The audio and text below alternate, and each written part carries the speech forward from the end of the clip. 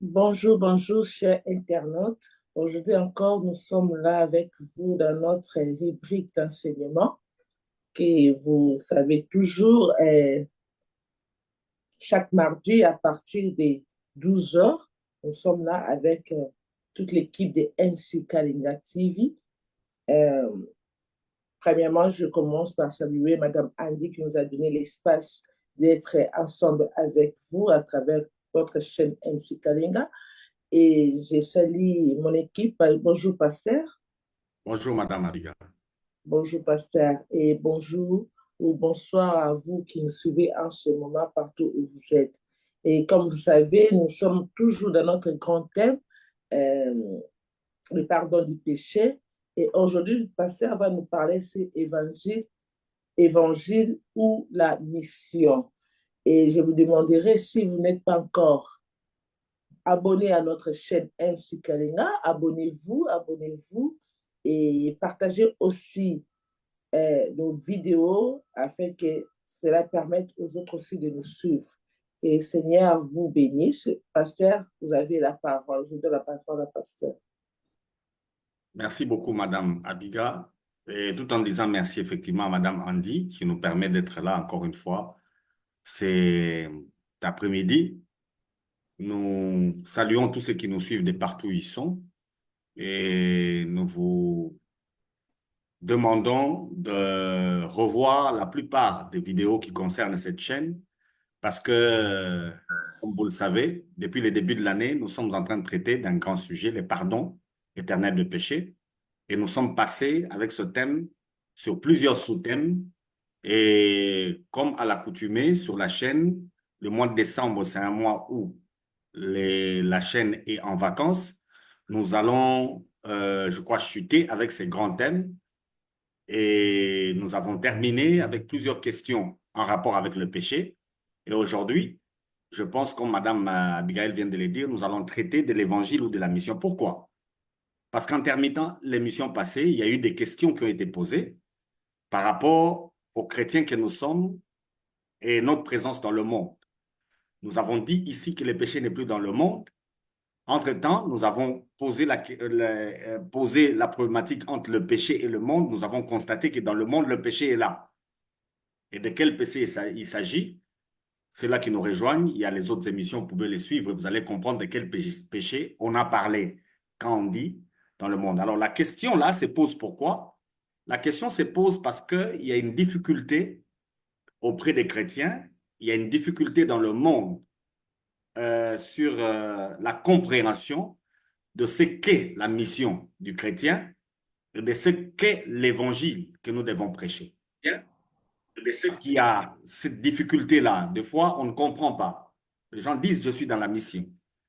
Les gens disent que je prêche l'évangile ou bien que je parle de l'évangile. Alors, c'est quoi l'évangile et c'est quoi la mission? C'est ça la question. Nous ne voulons pas séparer les deux choses, mais nous voulons une bonne compréhension quand nous disons l'évangile ou la mission, parce qu'il y en a ceux-là qui n'ont que l'évangile, mais qui ne sont pas dans la mission.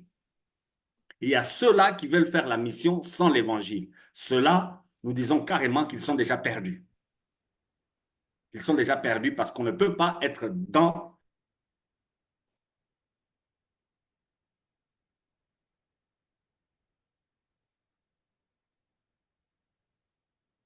Restons toujours branchés. Je pense qu'il y a un problème. Pasteur est de retour. Merci, nous sommes déjà de retour. Vous nous excusez pour ce problème technique. Alors, nous étions en train de dire que nous serons aujourd'hui un peu didactiques. Nous allons beaucoup lire la parole de Dieu pour que ceux-là qui nous suivent comprennent comment nous sommes en train de chuter avec le pardon éternel de péché. Nous commençons par la mission. Les textes de la mission sont pratiquement connus. Il y a le texte de Matthieu, il y a le texte de Marc, et je peux y associer les textes des Actes des Apôtres. Ces textes-là vont nous aider à mieux comprendre la mission. Ce sont des textes clairs. Même à l'école du dimanche, on en parle. Les évangélistes, en majorité, utilisent ces textes-là, mais nous allons les lire et comprendre clairement quelle est la mission. Et après, on comprendra clairement c'est quoi l'évangile. Et chacun va se situer Pourquoi la question du péché jusqu'à aujourd'hui demeure? Parce qu'on a dit la fois dernière que Christ était la fin de la loi. Et s'il n'y a point de loi, il n'y a point de péché. Mais pourquoi la question du péché demeure? Pourquoi la question du péché demeure? Effectivement, c'est parce que nous sommes dans le monde. Et quand nous sommes dans le monde, il y a deux pratiques chrétiennes, c'est-à-dire la prédication de l'évangile et la mission. Alors, nous allons voir ces deux éléments. Madame Abiga, aidez-nous à lire Matthieu 28, du verset 16 au verset 20. Ce sont des textes connus.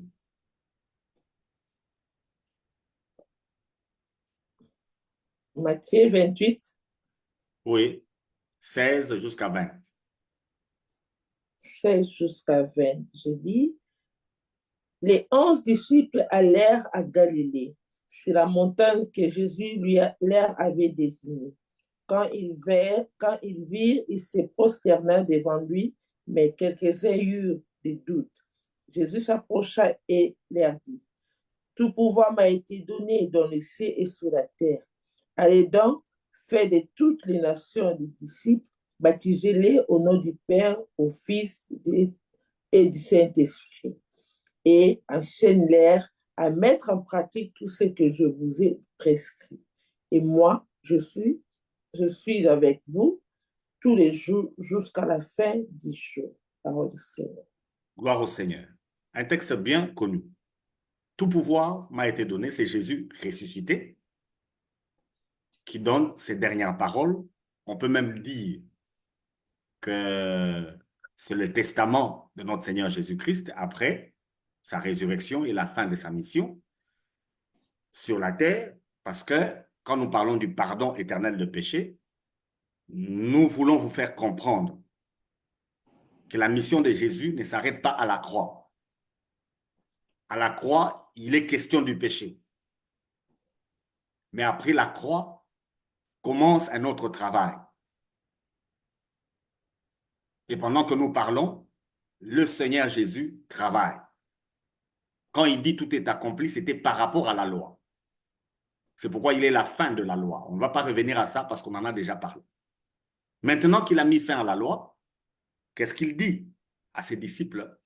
Il leur dit, après sa résurrection, que tout pouvoir lui est donné. Où? Dans les cieux, comme sur la terre. Alors, si tout pouvoir appartient à notre Seigneur Jésus, nous nous poserons encore une question. Pourquoi c'est à l'Église où on veut dire aux gens qu'il y a un pouvoir en dehors de celui que Christ a? Parce qu'après la résurrection, tout pouvoir, sans exception, appartient à notre Seigneur Jésus-Christ. Amen. Que ce soit dans les cieux, que ce soit sur la terre, le pouvoir, il faut le mettre sur Christ. Un point, un trait. Il n'y a pas un pouvoir ailleurs. Aucun homme n'a de pouvoir. Et aucune créature n'a de pouvoir. Pendant qu'on parle, il n'y a que Christ lui-même qui a le pouvoir. Tout Amen. pouvoir, sans exception. Alors, d'où vient que c'est à l'Église que nous disons aux gens qu'il y a un autre pouvoir ailleurs? D'où vient que c'est à l'Église qu'il y a la démarche de chercher un pouvoir autre que celui que le Seigneur nous a donné? Il y a un problème à cela. Alors, quand il dit ça, au verset 19, il pointe ce qu'on appelle la mission Dei en théologie. Il a dit allez. Allez, le temps qui est là, c'est de l'impératif. Pratiquement, c'est un ordre. C'est lui qui a tout le pouvoir à donner un ordre. À qui? À ses disciples. Il leur dit d'aller. Alors, comme ils sont disciples, parce qu'on ne peut donner que ce qu'on a, partout où ils doivent aller, ils doivent faire des disciples. Ils doivent faire des disciples, pas autre chose. Donc, partout où un disciple du Seigneur est en train d'aller, son objectif, c'est faire un disciple. Nous l'avions déjà traité ici. Et j'aimerais vous dire, si dans votre vie, vous n'avez jamais fait des disciples, il se pose un problème parce que ici, il s'agit de la mission. C'est celui qui a tout le pouvoir qui a dit ça. Et il a ajouté de les baptiser au nom du Père, du Fils et du Saint-Esprit. Parce qu'il y a beaucoup de gens aujourd'hui qui refusent les baptêmes au nom de l'Évangile. Comme ils ont l'Évangile, ils se disent que le baptême n'a pas de sens. C'est pourquoi j'ai dit, c'est la mission ou bien c'est l'Évangile. L'Évangile, c'est une autre question. Et la mission, c'est une autre question. Dans la mission, il a dit qu'on baptise au nom du Père, du Fils et du Saint-Esprit. Au nom de veut dire selon, nous l'avons déjà travaillé ici, selon l'enseignement de. L'enseignement du Père, du Fils et du Saint-Esprit, cet enseignement, c'est ce que nous appelons l'Évangile. On va le voir aujourd'hui. Il n'y a pas contradiction entre ce que le Père enseigne, il n'y a pas contradiction à ce que le Fils a enseigné, il n'y a pas contradiction à ce que le Saint-Esprit aujourd'hui nous enseigne. C'est ça au nom de. Selon l'enseignement du Père, du Fils et du Saint-Esprit. Il est vrai que quand les apôtres ont commencé à baptiser, et ils baptisaient au nom de Jésus. Ils ont préféré baptiser selon l'enseignement de Jésus. Pardon, et l'enseignement de Jésus ne contredit pas l'enseignement du Père, l'enseignement de Jésus ne contredit pas l'enseignement du Saint-Esprit. C'est ce que ça veut dire. C'est une formule. Et, pour terminer, il leur dit, vous leur enseignez à observer. Et pourtant, le péché n'est plus dans le monde. Mais l'enseignement sera d'observer. Christ est la fin de la loi, mais cependant, le chrétien doit observer. Observer quoi? Tout ce que Jésus a prescrit. Voilà comment la mission est définie. Et dans cette mission, il y a une garantie de sécurité. Il dit, et voici, je suis avec vous tous les jours. Donc, c'est lui qui est ressuscité et présent jusqu'à la fin du monde. Ça, c'est le premier texte. Le deuxième texte, Madame Abiga, avant qu'on puisse échanger. Les questions, si vous les avez, vous les écrivez. Marc 16, pardon. C'est toujours Jésus ressuscité. Maintenant, voyons ce que Marc nous dit. Marc 16, vous prenez toujours le verset 15 jusqu'au verset 20. Marc 16, 15 à 20. 15 à 20.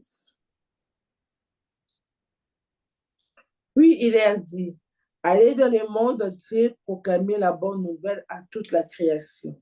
Celui qui croira et qui sera baptisé sera sauvé. Mais celui qui ne croira pas sera condamné. Voici les signes qui accompagneront ceux qui auront cru à mon nom. Ils pourront chasser des démons, parler de nouvelles langues, attraper des serpents et s'ils boivent un breuvage mortel, celle-ci ne leur fera aucun mal. Ils poseront les mains sur les malades et celles-ci seront guéries. Après leur avoir parlé, le Seigneur fit élever au ciel et il s'assit à la droite de Dieu. Quant à eux, ils s'en allèrent prêcher partout. Le Seigneur travaillait avec eux et confirmait la parole par les signes qui l'accompagnaient. Parole du Seigneur. Gloire au Seigneur. Comme je vous ai dit, ce sont des textes que vous connaissez. Nous faisons juste un rappel. Et nous voulons concilier cette compréhension sur l'Évangile et sur la mission. Marc nous dit ceci.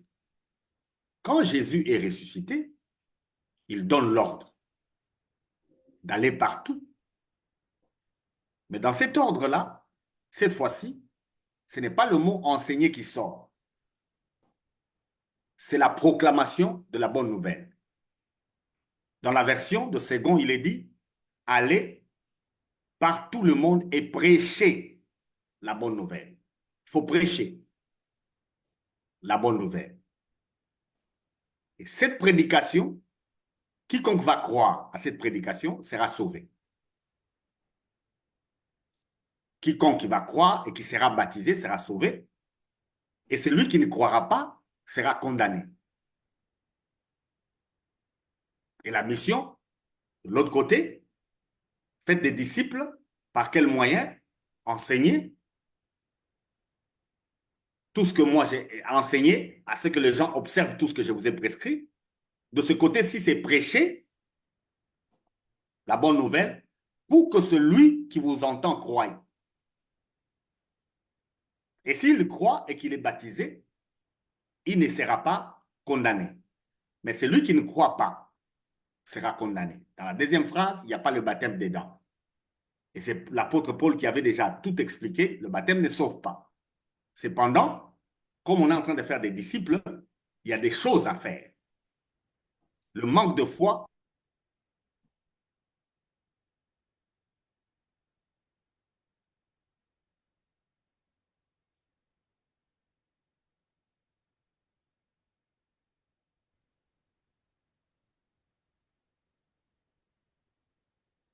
Vous êtes je rentré disais dans... le verset 17. Au verset 17, il dit, voici les miracles qui vont accompagner ceux qui auront Oui. cru. Il répète la formule à mon nom. Parce que les gens se maintiennent au le nom de Jésus. De fait qu'on cite le nom de Jésus, on croit que les gens doivent croire. Non, il y a plusieurs Jésus. Il y a plusieurs Jésus. À mon nom, c'est une formule. À mon enseignement. Okay. Quand on dit au nom d'eux, c'est à son enseignement. Ceux qui vont croire à ce que lui a enseigné, ils chasseront les démons, ils parleront de nouvelles langues, ils saisiront des serpents, et s'il est arrivé de boire du poison, ils ne vont pas mourir. Et quand ils mettent les mains sur les malades, ceux-ci sont guéris. Mais après cela, qu'est-ce qui se passe? Ils ont vu le Seigneur être élevé au ciel, et au ciel, le Seigneur va s'asseoir. C'est la question du pardon de péché. Pourquoi il est assis? Il va s'asseoir. Mais eux, quand le Seigneur est parti, ils sont partis prêcher partout. Et pendant qu'ils prêchaient, le Seigneur travaillait avec eux. La garantie de Matthieu, et il confirmait ce qu'il disait par des miracles qui accompagnaient ce qu'il disait. Il est pratiquement impossible que la mission soit là sans que les miracles soient là. C'est pratiquement impossible. C'est une conséquence normale de la mission. Quand ils sont allés, le Seigneur travaillait avec eux et le Seigneur confirmait la parole que eux étaient en train de prêcher par des miracles. Dernier texte en matière de la mission. Je voulais prendre Luc, mais nous prenons Actes des Apôtres parce que c'est toujours Luc qui a écrit. Acte 1. Acte 1. Madame Abiga, lisez-moi du verset 4 au verset 12. Acte 1. Acte 1, verset 4 au 12. Alors qu'il se trouvait à la campagne, il leur recommanda de ne pas s'éloigner de Jérusalem, mais d'attendre ce que le Père avait promis, ce que je vous ai annoncé, leur dit. Car Jean a baptisé d'eau, mais vous, dans peu de jours, vous serez baptisés du Saint-Esprit.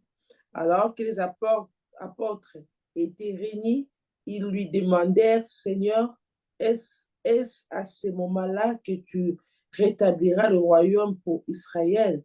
Il a répondu, ce n'est pas à vous de connaître le temps ou le moment que le Père a fixé de sa propre autorité.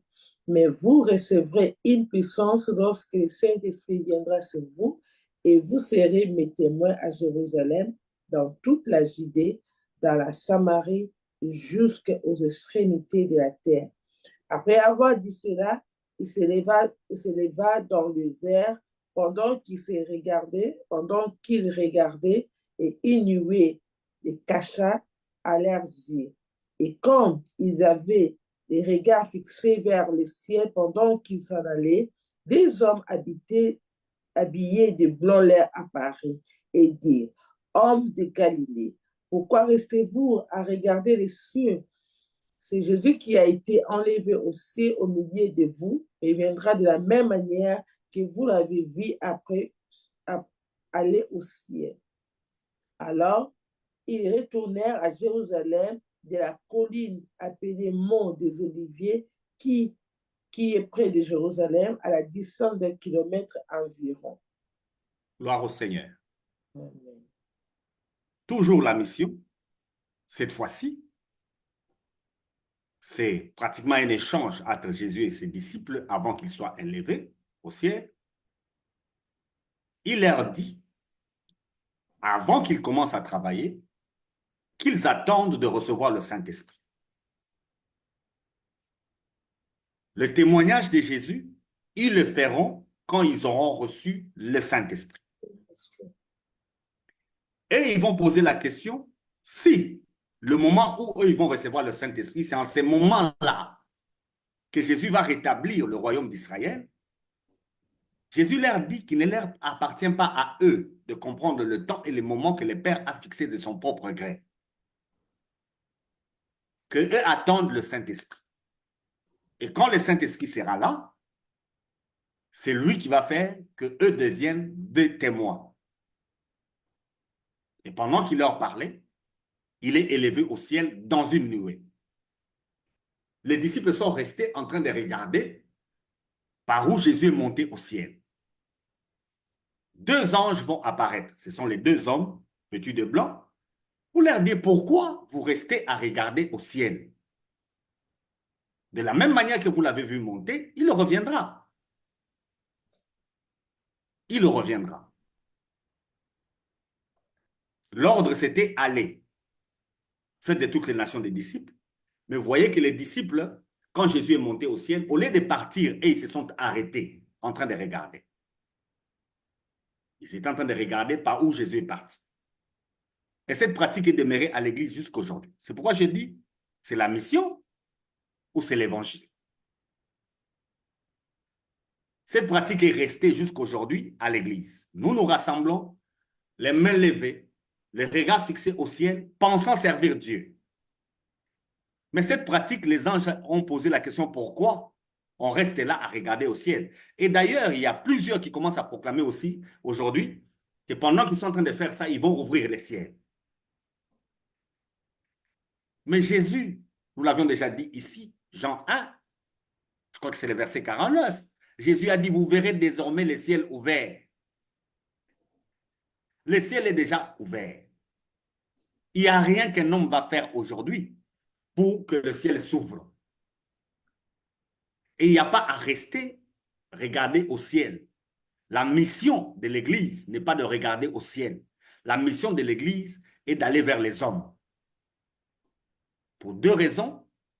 Prêcher l'Évangile pour que les gens croient et qu'ils ne soient pas condamnés.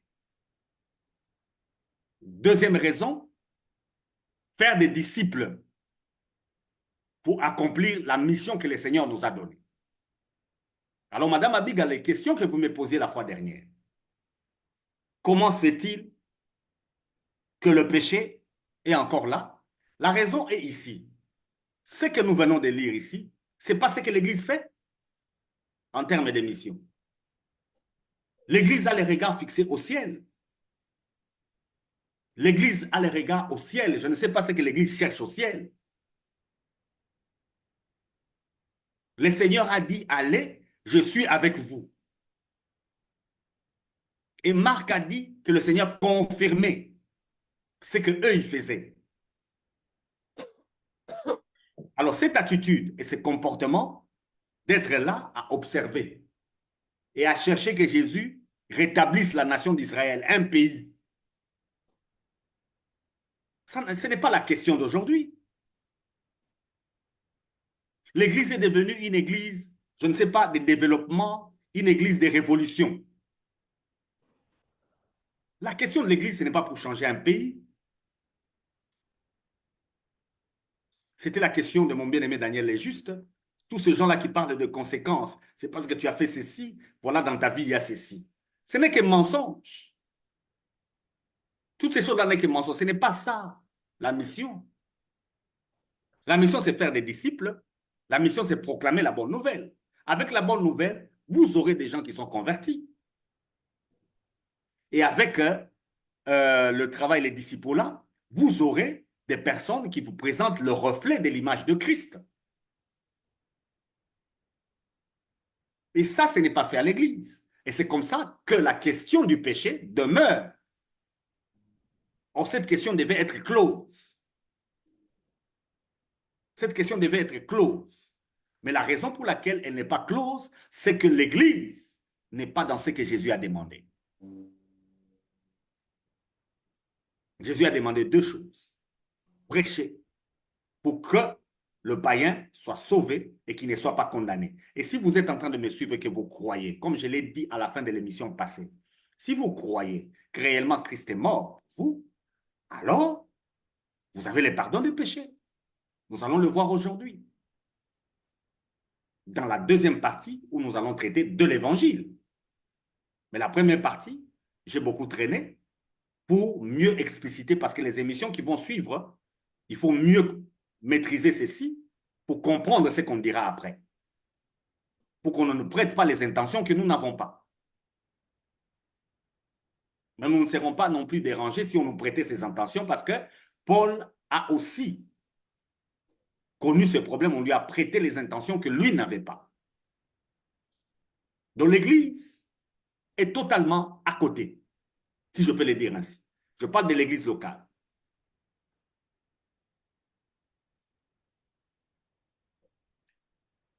Pasteur, vous avez terminé votre exposé. Oui. Merci, Pasteur, pour ce long exposé. Et je demanderai à tous ceux qui me suivent si vous avez encore des questions à poser, vous pouvez écrire et Pasteur est là pour vous répondre. Et Pasteur, ma question est celle-ci. Vous avez dit que l'Église, maintenant, l'Église ne fait pas sa mission. L'Église regarde les cieux. Mais, Pasteur, j'aimerais que vous expliquiez comment l'Église regarde les cieux. Parce que lorsque nous sommes dans l'Église, ou lorsque nous voyons l'Église, nous voyons que l'Église est en train de prêcher la bonne nouvelle. Mais pour le faire, pour première mission de faire les disciples, là, ça reste en guillemets, pour savoir si les églises font des disciples. Mais pour la bonne nouvelle, nous voyons que l'Église est en train de prêcher la bonne nouvelle. Mais peut-être que c'est la manière où les gens, lorsqu'ils sont en train de prier, ils ont les yeux levés, ou lorsque nous disons que non, mettons nos mains levées, ou c'est ça, c'est la manière là que vous dites que l'Église a les yeux levés sur le ciel, ou c'est le travail que l'Église est en train de faire. Parce qu'aller voir comme ça, on ne voit pas que l'Église regarde dans le ciel. Moi, j'aimerais que vous expliquiez comment l'Église ne fait pas son travail, il est en train de regarder les cieux. Merci, pasteur. Voilà, Abiga, même sous le plan de la pratique, j'espère que vous avez participé à une église ce dimanche. Yes. Vous allez constater que vous étiez à genoux, la tête levée. Vous étiez en train de regarder qui? Si ce n'est pas vous, ça peut être le modérateur. Mais il y a des gens là-bas, on est là, on regarde qui et on regarde quoi. Quand il s'agit de la mission, ce n'est pas le ciel qu'il faut regarder. Quand il s'agit de la mission, c'est en face de vous que vous devez regarder. En face de vous, vous avez des choses à faire. Quoi? Face aux païens, c'est proclamer la bonne nouvelle. Et face à celui qui est déjà converti, celui qui a reçu votre bonne nouvelle, face à lui, c'est le former, faire de lui un disciple. Et ce travail n'est pas le travail que vous devez faire vous-même. Vous avez reçu le Saint-Esprit, c'est lui qui les fait ensemble avec vous. Madame Abiga, si je peux mieux expliquer cela, l'Église jusqu'à aujourd'hui n'est pas responsable de ce qui se passe dans la vie des gens. L'Église met ces gens face à Dieu pour dire que Dieu doit descendre, pour mieux dire que le Seigneur Jésus descende encore pour venir régler ce problème. Quand il y a des malades à l'Église, quand il y a des païens à l'Église, quand il y a tout ce que nous avons d'immoralité à l'Église, on voudrait que le Seigneur descende, que lui vienne régler ça. Pendant que c'est le travail de l'Église. C'est l'Église qui doit apprendre aux gens à observer ce que Christ a dit. Et c'est l'Église qui doit faire que le païen quitte le paganisme et qu'il devienne un chrétien. Et les moyens est clair, c'est l'enseignement et la prédication. Est-ce que l'Église prêche aux païens? Madame Abiga, vous allez constater que vous étiez entre vous chrétiens et quelqu'un s'est mis devant en train de vous prêcher. Vous êtes entre vous chrétiens, quelqu'un s'est mis devant et vous a prêché l'évangile. Et vous disiez Amen. Mais pasteur, si nous regardons les enseignements de Jésus, nous verrons que non, c'est vrai, même Jésus-Christ, lorsqu'il était au milieu du païen, lui parlait aussi en parabole. Et après avoir que non, les autres partaient, ils retournaient vers ses disciples pour leur expliquer mieux ce qu'ils disaient. Alors, l'autre fois, vous avez dit que l'Église, c'est là où il y a des hommes qui sont sauvés, là où il y a les saints, c'est l'Église des saints. Alors, si nous parlons ou bien, bon, entre nous, moi, je ne vois pas que non, s'il y a un problème, parce que Jésus-Christ a aussi enseigné ses disciples et il n'y avait aussi pas la foule là-bas. Vous dites, Jésus a enseigné ses disciples, mais vous dites, nous parlons entre nous, il n'y a pas de problème. Vous prêchez. La prédication est orientée vers le païen. Parce que quand vous dites à un chrétien qu'il a les péchés, qu'est-ce que vous venez de faire? C'est une prédication. Ce n'est que dans une prédication que le péché peut être cité. Donc, si je comprends bien, la prédication, ça s'est fait pour les païens. C'est lui qui croira. C'est lui qui croira à sauver. Et les enseignements sont pour les disciples. Maintenant, vous vous êtes retrouvés dans l'église et vous avez continué à parler du péché. Vous êtes des païens alors. Qu'on accepte que vous êtes des païens. Alors, si vous êtes aussi des païens, plusieurs jours, toutes les prédications qu'on donne, vous ne croyez toujours pas?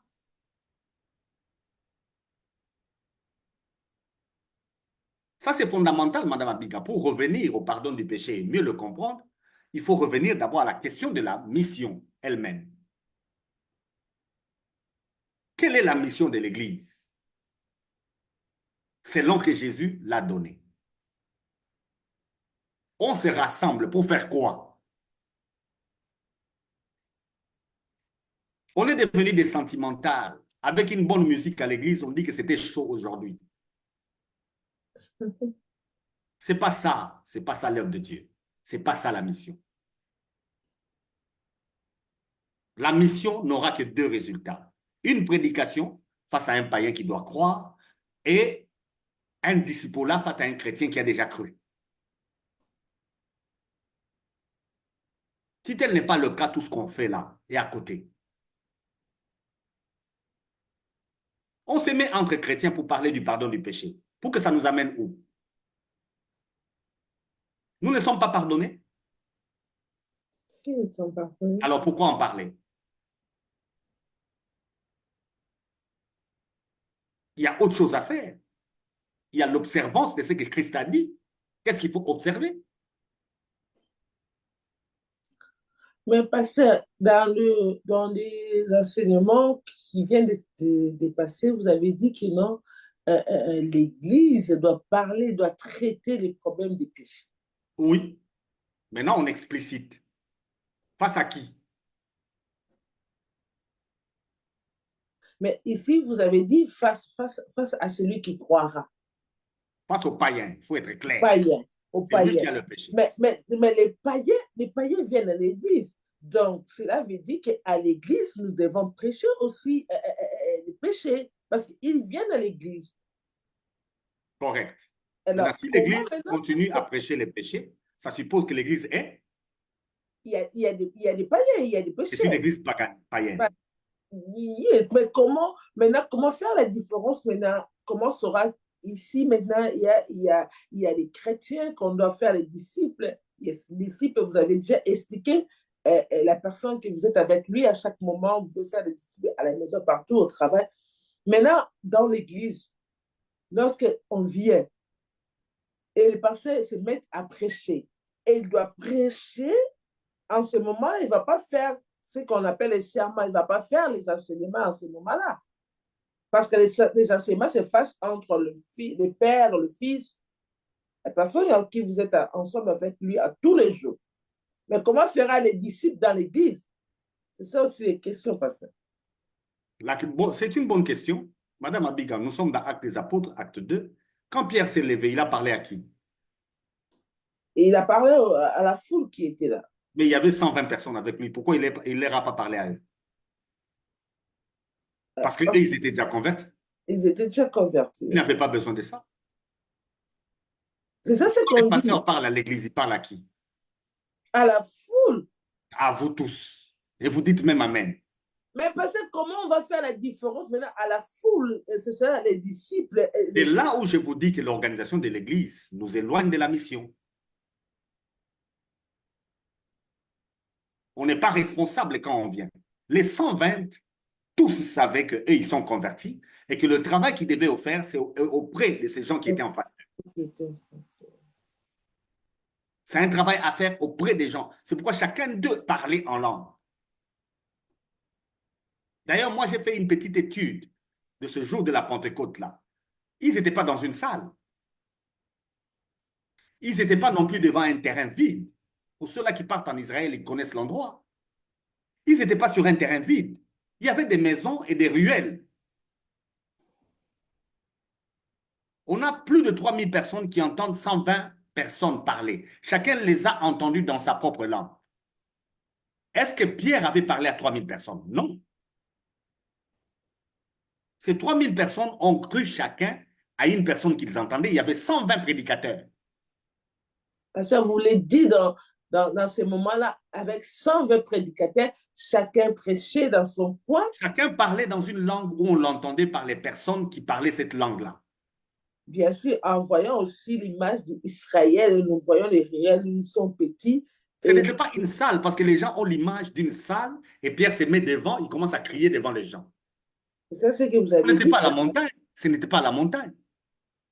Parce que, mais en voyant aussi l'image d'Israël, je n'ai jamais été là, mais en le voyant, avec ce petit riral-là qui a avec 120 personnes, je m'imagine comment 120 personnes peuvent se trouver dans un coin. Non, non, 120 personnes étaient dans une maison, dans une salle. Les grandes salles en Israël, il y en avait. Il y avait des grandes salles. Il y en avait qu'on construisait. Et ils étaient dans une chambre haute. La chambre pouvait contenir 120 personnes.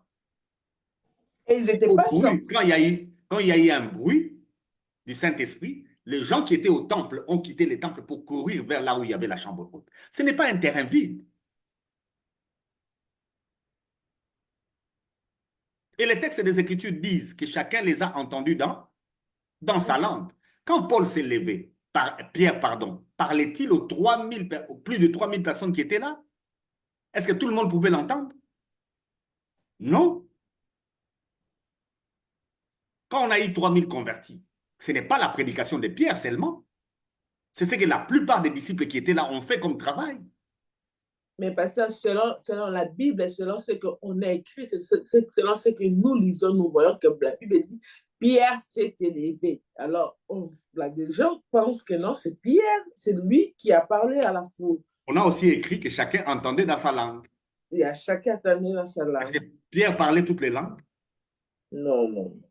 Ça devient le titre encore. Ah ben voilà, remettez le verset dans son contexte. C'est là où je vous dis, est-ce que c'est l'évangile ou c'est la mission? Est-ce que c'est l'évangile ou c'est la mission? Quand on a déjà cru,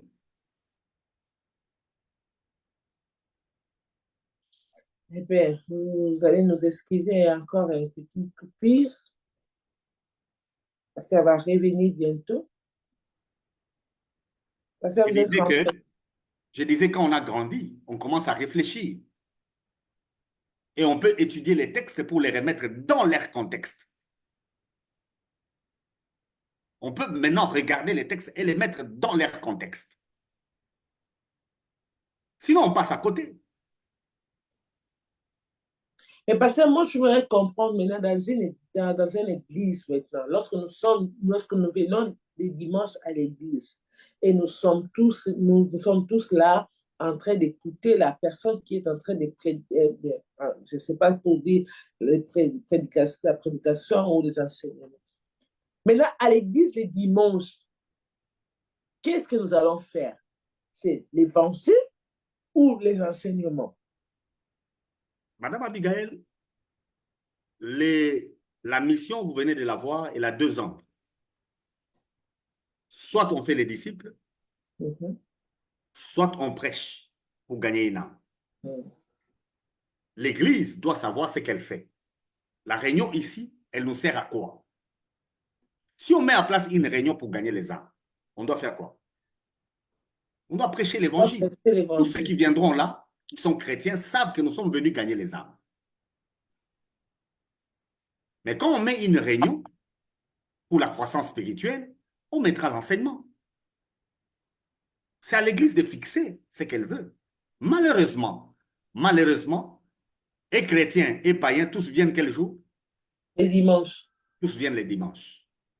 Mais pasteur, vous nous avez dit que non, on ne fait pas un disciple à l'Église. Voilà. Maintenant, à l'Église, comment on peut faire encore? L'enseignement, il dit enseignez-leur à observer. Observer. Quand on veut enseigner, on peut inviter tout le monde, on s'assoit et on enseigne.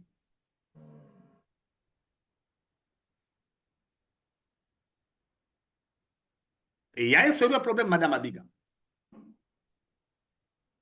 Un sérieux problème, les chrétiens ne sont plus responsables. Leurs yeux sont au ciel. Ils sont comme les apôtres qui regardaient au ciel. Tout viendra de Jésus. Même les enfants qui sont malades dans la maison des chrétiens, le chrétien a besoin que Jésus vienne intervenir. Lui, il ne peut pas. Or, voici les miracles qui vont accompagner ceux qui auront cru.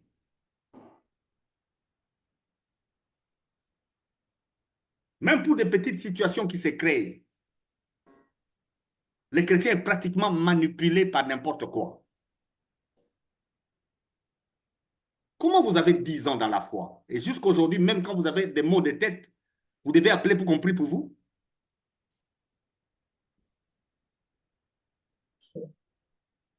Quel est ce parent qui peut accepter que son enfant soit à l'école après 10 ans, il est toujours en première?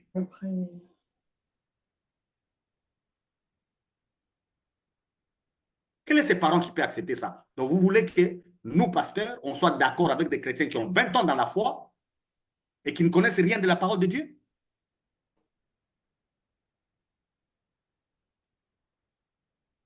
Est-ce que c'est la mission du Seigneur, ce qu'on fait là? Est-ce que c'est ce que le Seigneur nous a recommandé? Et d'ailleurs, face aux païens, ce qui est encore grave, on ne prêche plus. Au lieu de prêcher aux païens, nous allons voir ce que c'est que l'évangile. Au lieu de prêcher aux païens pour qu'ils soient convertis, on se retrouve avec le païen, on lui parle de son mariage, on lui parle de son voyage, et on lui parle de ses affaires, comment il peut réussir dans les affaires. Quels sommes-nous devenus? Des influenceurs alors? Les influenceurs en Jésus. Ça ne peut pas exister. Celui qui croira sera sauvé. Il croira à quoi, Madame Abiga? Lisez-moi les textes. 1 Corinthiens 15.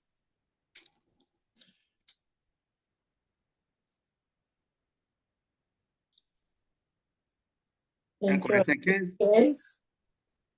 Prenez du verset 1er. Allez jusqu'au verset 8. Nous allons sauter. Nous prenons le verset 11 et nous allons encore sauter. Nous prendrons 15 à 18. Commencez d'abord du premier verset jusqu'au verset 8. Premier verset, 1 Corinthiens 15. Je vous rappelle, frères et sœurs, l'évangile que je vous ai annoncé, que vous avez reçu et dans lequel vous tenez ferme. C'est aussi pour lui que vous êtes sauvés si vous les retenez dans les termes où je voulais annoncer autrement. Votre foi aurait été inutile. Je vous ai transmis avant tout les messages que j'avais moi aussi reçus. Christ est mort pour nos péchés conformément aux Écritures. Il a été enseveli et il est ressuscité le troisième jour conformément aux Écritures. Ensuite, il est apparu à Céphas puis aux 12. Après cela, il est apparu à plus de 500 frères et sœurs à la fois. à la fois, dont la plupart sont encore vivants et dont quelques-uns sont morts. En plus, ensuite, il est apparu à Jacques, puis à tous les apôtres. Après eux tous, il m'est apparu à moi aussi comme un enfant né hors terre. Verset 11. Ainsi donc, ce soit moi ou que ce soit eux, voici les messages que vous prêchez et voilà aussi ce que vous avez cru.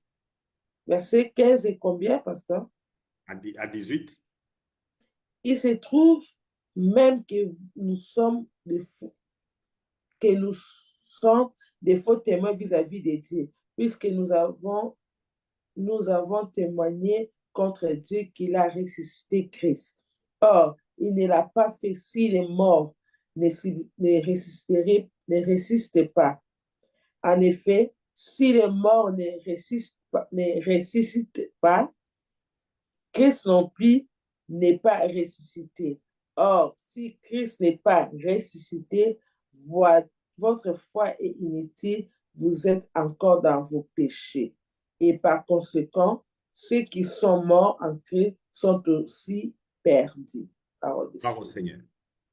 Ici, maintenant, il est question de l'évangile. Nous avons vu la mission. Soit on prêche, soit on forme les disciples. On les forme pour qu'ils observent ce que Christ nous a prescrit. Mais c'est quoi l'évangile?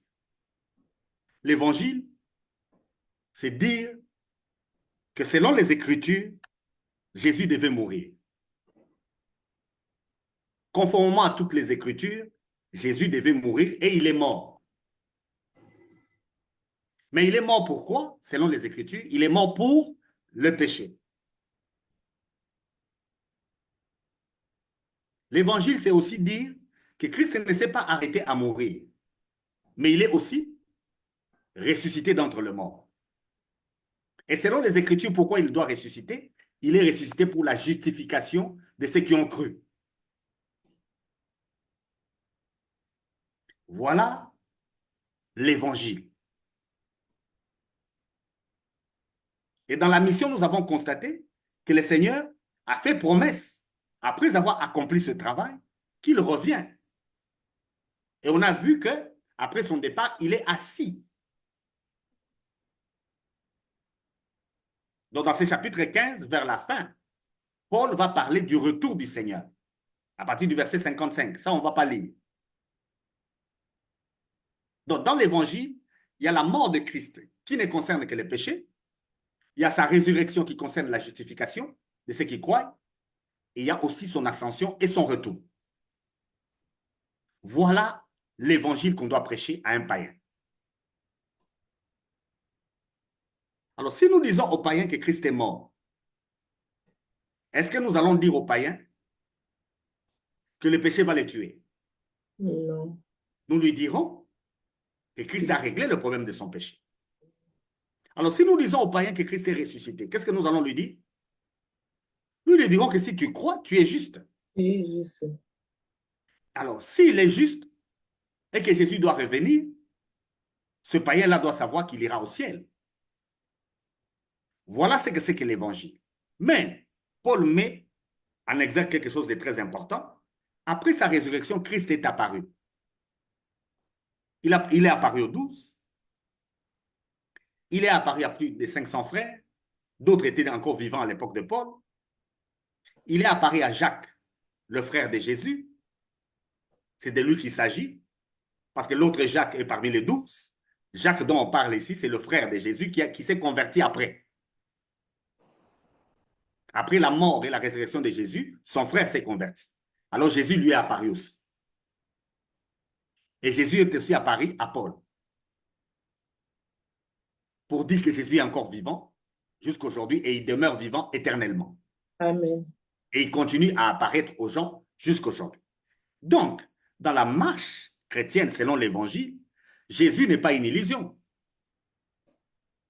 Jésus n'est pas seulement une parole. Jésus est une personne vivante, réelle, qui apparaît et qui parle. Et Paul n'a pas marché avec Jésus. Paul dit qu'il a reçu l'évangile dans les termes qu'il nous a présentés. Et les mêmes termes sont les mêmes termes que les apôtres utilisent. Il dit, et lui et les apôtres prêchent la même chose. C'est le verset 11. Ceux qui ont marché avec Jésus physiquement et ceux qui sont venus après, c'est ceux-là que Paul appelle les apôtres, disent tous la même chose. Qu'est-ce qu'ils disent? Jésus est mort pour les péchés.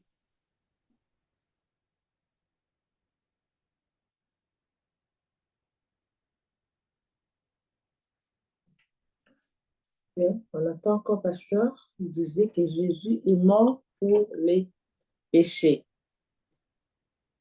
Si à l'Église, nous continuons à dire aux fidèles qui sont dans les péchés, je vais prendre le verset 17 là, il est clair.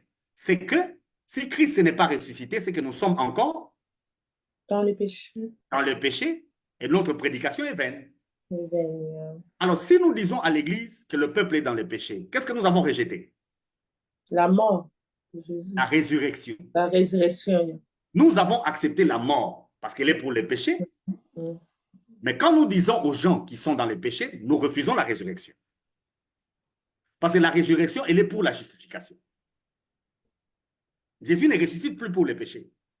Il est mort pour les péchés, il est ressuscité pour la justification. Donc, si nous disons, nous continuons à parler de la question du péché tel que nous le faisons, cet évangile-là est faux.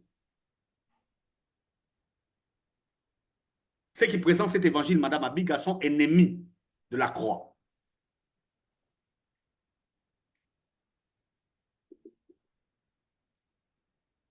Pasteur, ceux qui présentent cet évangile est l'ennemi de la croix. Vous ne voyez pas que nous allons revenir toujours dans les mêmes questions, parce qu'on a dit, nous sommes dans l'Église. Dans l'Église, il y a des gens qui viennent de diverses catégories. Il y a peut-être un disciple qui a mené un païen, hein? Il y a quelqu'un, un païen qui vient par lui-même. C'est ça. Donc, la prédication, les enseignements doivent être un peu, doivent varier, ça doit varier d'un moment à l'autre. Il y a des fois, on dit que non, c'est vrai, la mort, Jésus-Christ est mort pour nos péchés. Et il est aussi ressuscité, le tombeau est vide. Il est resté pourquoi? Vous ne le dites pas? Pour notre justification, vous avez dit. Il faut aussi dire ça. Il est ressuscité pour notre justification. Le problème est que maintenant, ici, le prédicateur, bon, moi je regarde toujours dans les coins des prédicateurs. Le prédicateur, lorsqu'il se met à prêcher ces jours-là, vous ne voyez pas qu'il doit prêcher selon l'Esprit de Dieu qu'il est. Si l'Esprit de Dieu lui pousse à prêcher pour les péchés, peut-être il y a quelqu'un là-bas dans l'assemblée qui a un péché qui veut attendre. Madame Abiga, est-ce que le Saint-Esprit, aujourd'hui, peut vous demander à dire aux gens qu'ils ont les péchés? Non, non. Le Saint-Esprit ne dit pas, ne demande pas de dire. Jésus a dit, allez proclamer la bonne nouvelle. C'est quoi la bonne nouvelle? Dire la mort et la résurrection de Christ. Jésus est mort pour vos péchés. Péché. Jésus est mort pour ça. Donc, si je comprends bien, la prédication doit être seulement que non. Si Jésus est mort, il est mort pour nos péchés. Et on continue maintenant. Non, il ne s'est pas arrêté à mourir. Qu'est-ce qu'il a fait? Il est mort, il est ressuscité. Il est aussi ressuscité. S'il est ressuscité, vous êtes déjà juste. Yeah. Maintenant, si je dis vous êtes des pécheurs, qu'est-ce que je viens de dire? Que Jésus n'est pas mort et n'est pas ressuscité. Ou bien il est mort, mais il n'est pas ressuscité. Il n'est pas ressuscité. Bon, moi, je pense que ça, c'est la nuance aussi des choses et puis que les prédicateurs doivent comprendre ce qu'ils sont en train de dire. Madame Abiga, il n'y a pas de nuance, il n'y a que de faux. On nous traite, nous, de faux par rapport à l'évangile parce que nous disons ce que l'évangile dit. Et j'inverse la chose. Ceux qui nous traitent de faux sont des faux.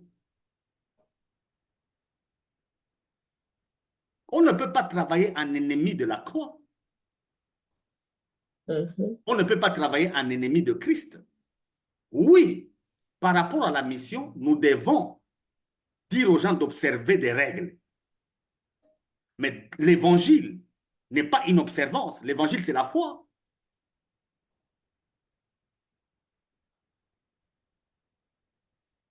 Quand il s'agit de l'évangile, Madame Abiga, il n'y a que la foi. Nous devons croire que selon les Écritures, quand Christ est mort, c'est pour les péchés. Nous devons croire que selon les Écritures, quand il est ressuscité, c'est pour la justification. Ça, nous devons croire. Il n'y a pas de débat. Dans la mission, effectivement, nous devons dire aux frères d'observer ceci, d'observer cela. On l'avait déjà dit ici. Quand on a dit faut-il pécher, nous avons dit loin de là.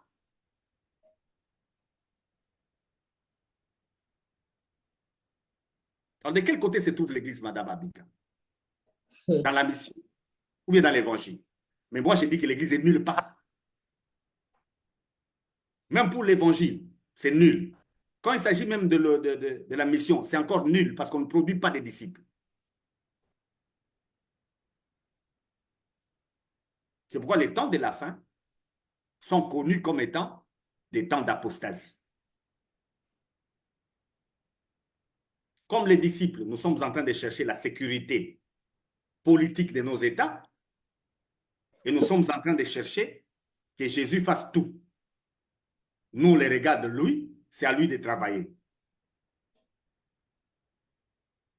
Pasteur, moi, je reviens toujours à ce que vous, aux enseignements passés, vous nous avez dit que lorsqu'on parle, lorsqu'on prêche, je pense que non, c'est une année passée ou 2 ans passés, c'est les enseignements, dans les enseignements, vous avez dit, il y a aussi des serments.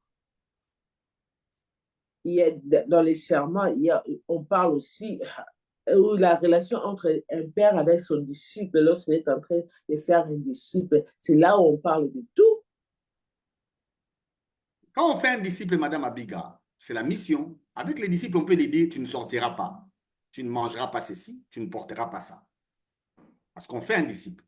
C'est pourquoi j'ai dit, est-ce que c'est la mission ou bien c'est l'évangile? Mais la mission en question a un point de départ. Avant de commencer à dire à quelqu'un ne fais pas ceci, ne fais pas cela, ne va pas là-bas, il faut d'abord que la personne ait l'évangile. Le point de départ, c'est que la personne doit être sauvée. Alors, si la personne n'est pas sauvée, le reste là que vous faites, c'est quoi? C'est un club de religieux. C'est un club de condamnés. Et la question du péché demeure à cause de ces 2 raisons. On ne sait pas c'est quoi la mission, on ne la fait même pas, et on ne sait pas c'est quoi l'évangile, on ne le présente même pas.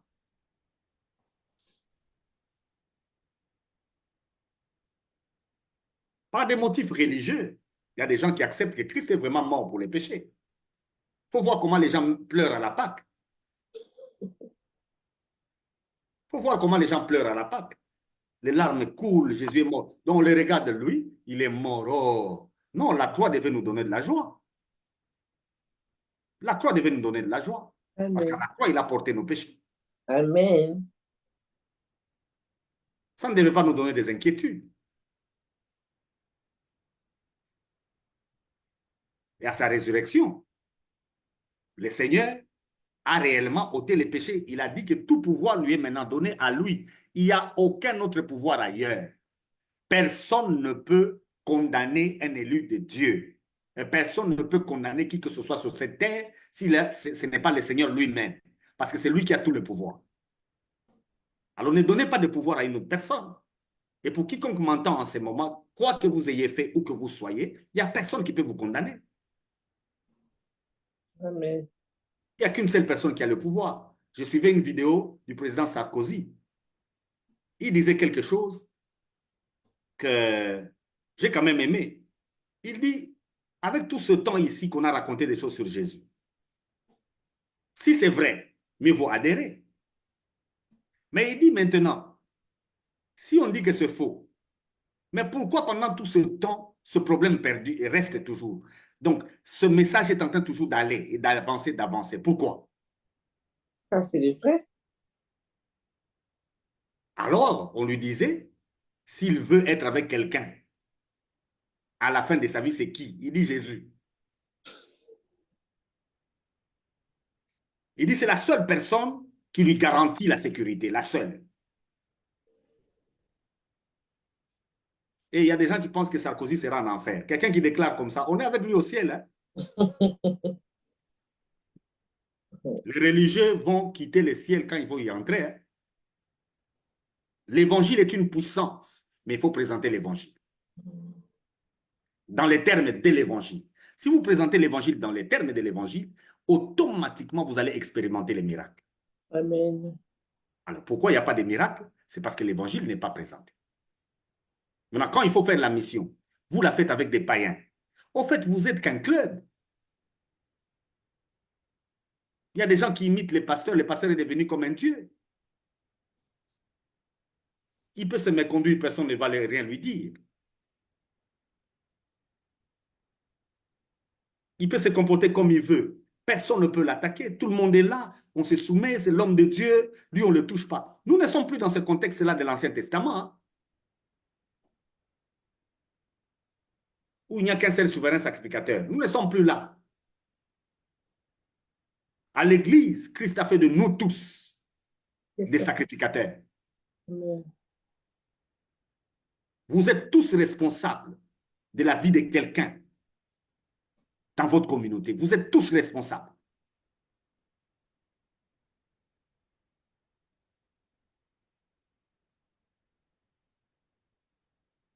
Merci, pasteur. Je ne sais pas, pasteur José, vous avez terminé parce que pour le moment, moi, je n'ai plus des questions. Si nous sommes presque à la fin, si vous avez encore un autre dernier mot de la fin pour la journée d'aujourd'hui, vous pouvez le dire.